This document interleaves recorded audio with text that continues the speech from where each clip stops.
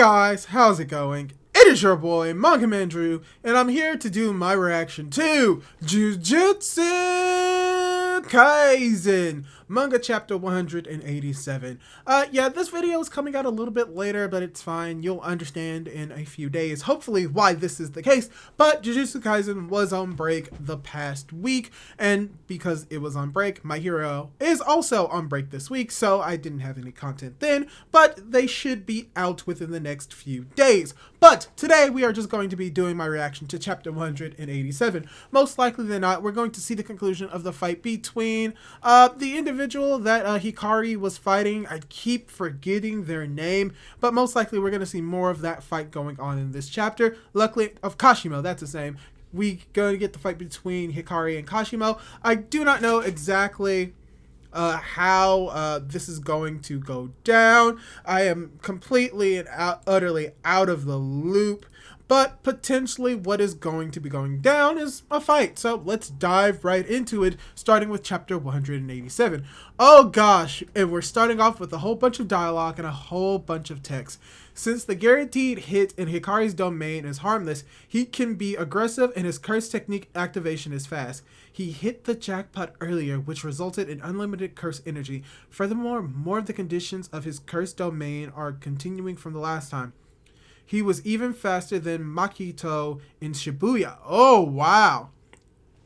The domain appraised Kashimo of the rules of the ideal death gamble faster than he could give up on activating Hollow Wicker Basket.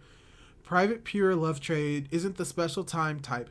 It's the possibly loop type. Last time he lined up three odd numbered 3 symbols. Okay, this is going to be confusing, but Kashimo now understands how this is going to work. So it's like, so now he's likely to keep hitting the jackpot. Okay, so Kashimo realizes this as you just have Hikari's like increased probability.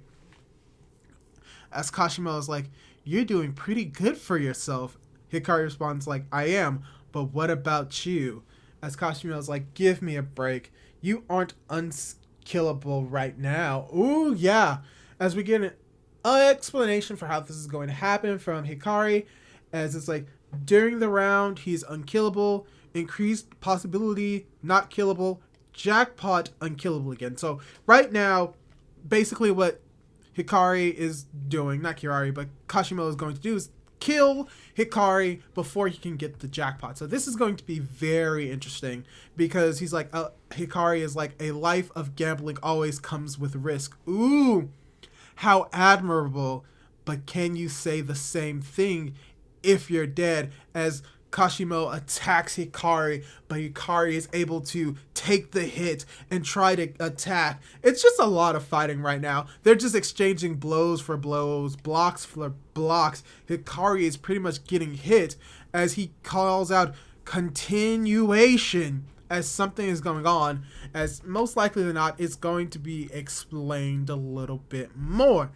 Hikari is redoing one consecutive effect sequence. For Private Pure Love Train, the probability of hitting the jackpot is over 20% on the first activation, so it's visual effect with high chances. For that reason, the risk of drawing a dud is greater during normal times, so he usually doesn't use it unless he has increased probability.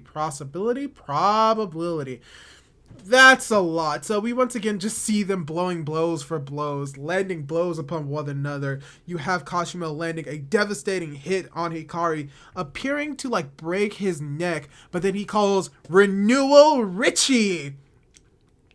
Oh my gosh, this is just going to be so confusing. I have no idea what's going on as we're getting Yogi Uhara. Most likely they're playing a some type of gambling game, as you have Hiro, one of the characters saying, huh? As you have Hiro say, huh? This doesn't stop until Shin Yuri. This is the poetry emergency Richie. So if the character reaches Shin Yuri ga oko without an accident, the result is a jackpot Richie scenario. Okay, This is getting a little bit more interesting. I still have very little understanding of what's going on. As, ooh, one of the signs breaks and it says Noborito. Press the button. And as we see Kashimo continues to break the sign, another sign reappears. As Hero's like, phew, I barely made it. As it gets 666. I don't think he hit the jackpot, or maybe he did. Oh, he did hit the jackpot. It's like, start the music, as Hikari has hit the jackpot once again, as you just have Kashimo beginning to think. It started. The unkillable mode that lasts for 4 minutes and 11 seconds immediately after a jackpot. This means he has no restrictions on cursed energy and full automatic reverse curse technique. But this jackpot was with an even number. Even if he opens his domain again after 4 minutes and 11 seconds, the increased probability will have ended. This means he won't hit the jackpot again as quickly. If I can get through the next 4 minutes and 11 seconds, I'll win. But that's how losers think. Ooh! Turn up the volume because it's a funeral for the living. For 4 minutes and 11 seconds, you may be unkillable, but I'll kill you anyway. Oh! Yeah, Kashimo is crazy. Oh! Are we getting a flashback for Kashimo? Oh, Kinjaku. Well, did you have fun? Not at all. I should have fought you. No, spare me.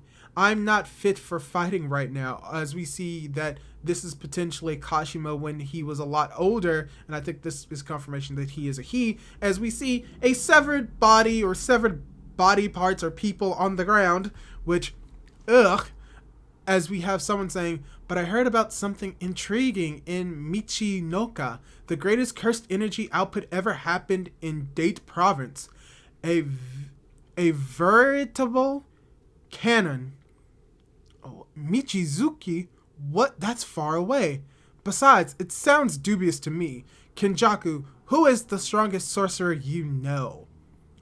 Sukuna. I'm sorry that it's from 600 years ago, but I'm not changing my mind.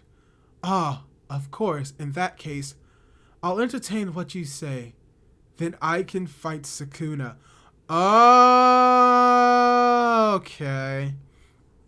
So we're getting flashback for him and how he met Kinjaku. Interesting.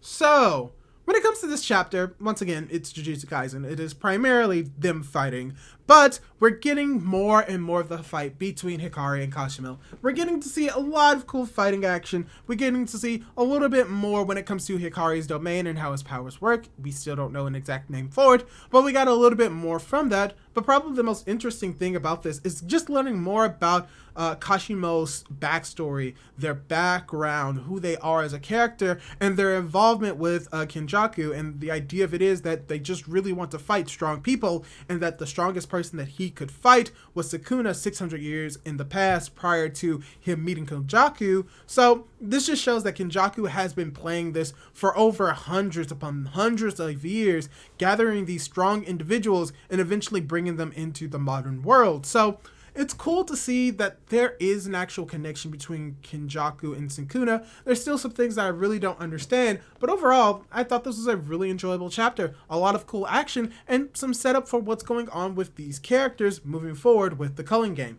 So yeah, that's all I really have to say about this chapter and about this reaction. So hopefully you enjoyed it. Hopefully you enjoyed this chapter. Leave a comment down below on what you thought about this chapter. Leave a like on the video if you liked it. And don't forget to subscribe to this YouTube channel if you want to see more content like this. Do all that cool jazz. And hopefully I'll be able to see you in my next video. Goodbye!